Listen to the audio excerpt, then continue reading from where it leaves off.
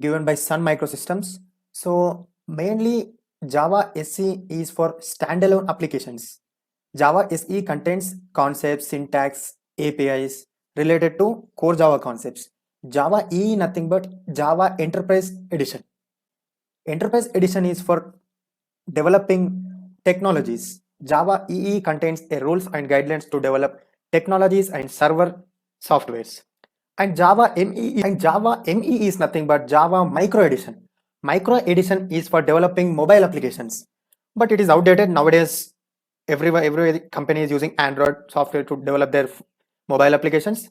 So we will see a brief description about all these three editions in the coming classes. So next we will discuss about end-to-end web application. So what happens when end user is submitting some values? So for example, we will take a end user is a person.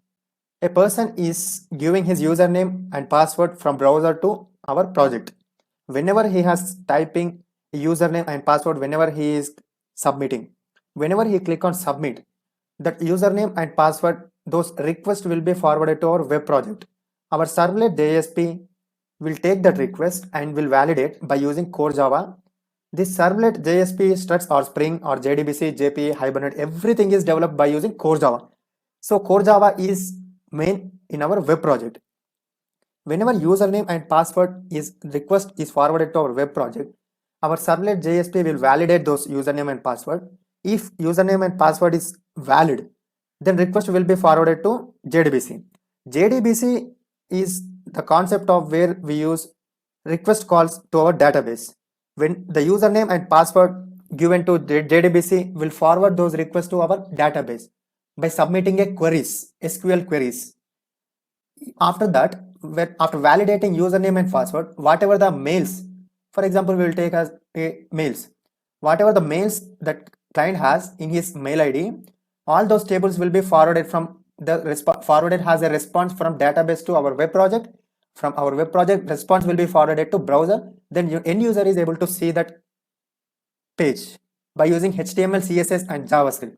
So this is the end-to-end program where we use client-side programming and server-side programming and database. We will see a real-world example of all this in the next classes. Next we will discuss about with respect to diagram what we have discussed. A web project contains two parts, a client-side programming and a server-side programming. To develop client-side programming, we must use HTML, CSS and JavaScript or jQuery library. jQuery library is developed by using a JavaScript and their frameworks like Angular or React.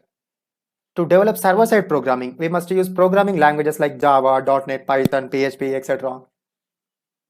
Every language provides their own technologies for developing server-side programming. Java provides Servlet, JSP, Struts, Spring. Servlet JSP is a technologies and Struts and Spring is a frameworks. .NET provides only one technology called ASP.NET. ASP.NET is a technology. And as per diagram, we can conclude end user will submit in good values using HTML forms. Then at server side, Servlet or JSP or Struts or Spring based program will read these input values and passes those through core Java programs. Then core Java programs will verify whether the given value is correct or wrong. If correct, performs calculations and generates result. If the given values is wrong, it will throw an error. After calculations, core Java program passes both the input and output values to JDBC. Whatever we have discussed by seeing the diagram, everything I have written in these slides, you can take it. After calculations, core Java program passes both the input and output values to JDBC or JPA or Hibernate program. JDBC program will store input and output values in database tables. Conclusion. The role of HTML is preparing UI or forms and reports to read inputs and display outputs to end user. The role of Servlet and JSP is reading inputs from the network and passes output via network.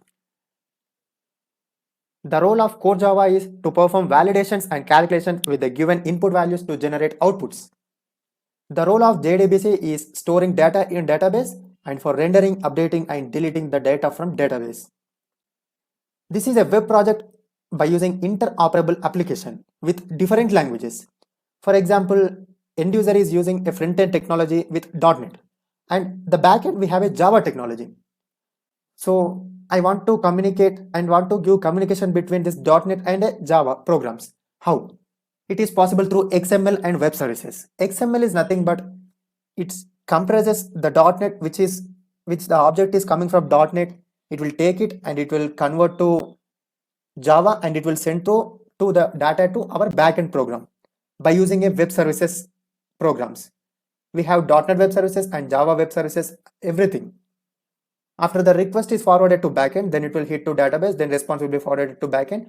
After that, response goes through XML. XML will convert, web services will convert the data of Java to .NET by using XML. After that, data will be visible to, response is visible to end user.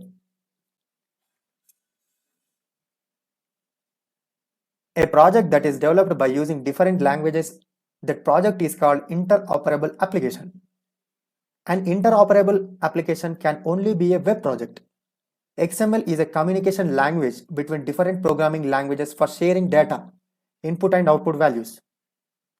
Web services is a communication channel between different programming languages. All languages will support developing web services based programs. Execution flow of an interoperable application. Just now we have seen a diagram and I have explained to you the flow of execution. We will see the points, whatever we have discussed. End user submits input to .NET program. .NET program submits those inputs to .NET Web Services program. Then .NET Web Services program will generate XML document with given values and passes to Java Web Services, either given values or given object. Then Java Web Service program will read values from XML document, converts them to Java values, passes those values to Java program. Then Java program with help of JDBC technology stores those values in database. The same flow of execution will be happened in output.